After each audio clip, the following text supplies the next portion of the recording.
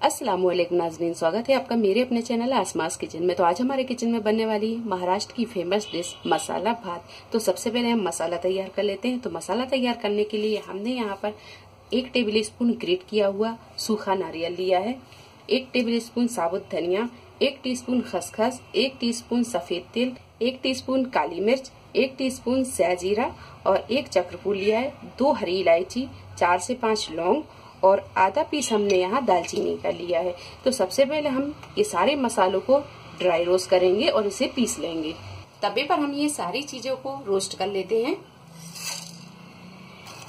सारी चीजें थोड़ी सी रोस्ट हो जाए तो अब इसे हम निकाल लेंगे और इसी गरम तवे पर हम ये नारियल को भी थोड़ा सा रोस्ट कर लेते हैं कुछ सेकंड के लिए।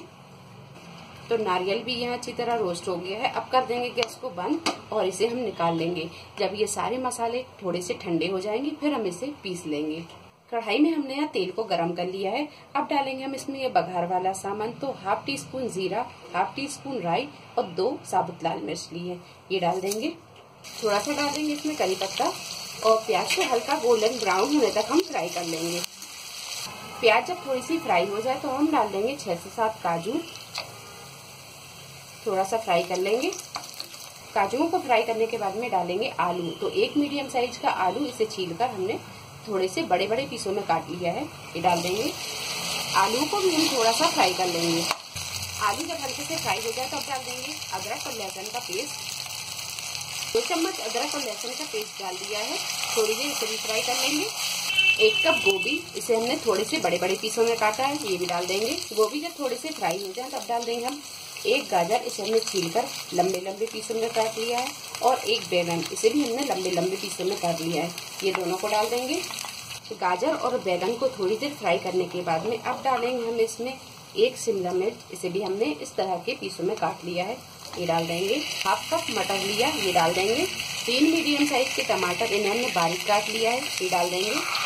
½ टीस्पून लाल मिर्च पाउडर और 1 चम्मच डाल देंगे नमक। नमक आप अपने टेस्ट के हिसाब से कम ज्यादा भी कर सकते हैं। जो मसाला हमने ड्राई रोस्ट किया था उसे हमने पीस लिया है, ये डाल देंगे।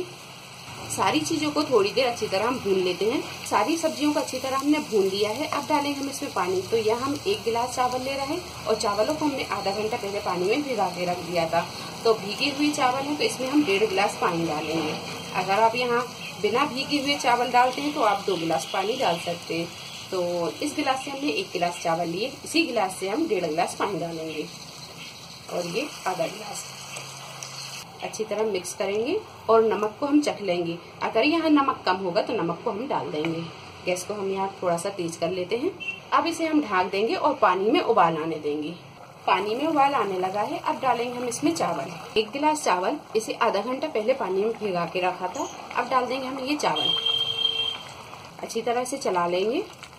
गैस की फ्लेम को हम यहाँ थोड़ा सा मद्दा कर देंगे और इसे ढककर 8 से 10 मिनट इसी तरह पकने देंगे। बीच में हम इसे 1-2 बार चला भी देंगे। चावलों में पानी जब कम बचे तो अब इसे हम 1 बार चलाएंगे। अच्छी तरह चलाने के बाद में अब यहाँ हम इसे ढक देंगे और गैस को कर देंगे हम बिल्कुल मद्दा और इसे 8 से 10 मिनट पकने देंगे।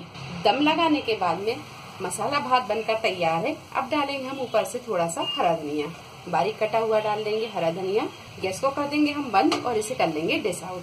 तो थोड़ा सा हम इसे चला लेते हैं इस तरह। चटपटा सा मसाला भात बनकर तैयार है। वीडियो पसंद आई तो इसे लाइक और शेयर करें, मेरे चैनल को सब्सक्राइब करें। तो अगली एक नई रेसिपी के साथ फिर हाजिर होते हैं। तब तक आप अपना ख्याल रखें। अल्लाह हाफिज।